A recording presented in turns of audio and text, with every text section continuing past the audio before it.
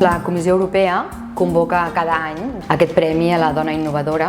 Tens que complir uns requisits, no? Ser dona, ser fundadora o CEO i estar involucrada en un projecte innovador, disruptor i que aporta a la societat. El que la Comissió Europea crec que ha reconegut de la meva trajectòria i al final de tot l'equip Oxolife és que primer, que en comptes d'adreçar-nos dintre del món de la fertilitat femenina on tota la tecnologia s'ha adreçat fins ara, que és els òvuls o embrions, hem canviat l'objectiu en el niu de l'embrió, a l'endometri, a l'úter. I el nostre fàrmac el que fa és preparar aquest endometri perquè quan l'embrió passi es pugui implantar bé. Llavors crec que aquest canvi de focus en el tractament, crec que això és la innovació. Després, que és una necessitat mèdica no coberta molt clara, 3 de cada 4 tractaments fallen perquè l'embrió no s'implanti, per tant és disruptor.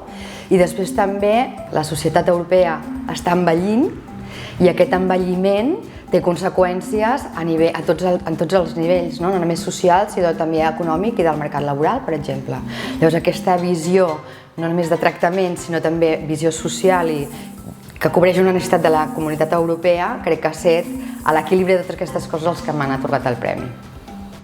És cert que en el sector salut hi ha més dones participant o innovant, però quan ens centrem en qui lidera aquestes innovacions, sovint ens trobem que la representació de la dona és inferior. Llavors, jo crec que el que val la pena i el que estic d'acord amb l'objectiu d'aquest premi és arribar a una situació d'igualtat, on dones i homes, cadascú amb les seves característiques, habilitats i diferències, participin no només de les etapes bàsiques, sinó també d'aquest lideratge. Crec que és important per la gent jove i no tan jove que vegin que hi ha dones que han assolit això, o sigui que només es tracta de visionar-ho, treballar molt i preparar-te per fer-ho.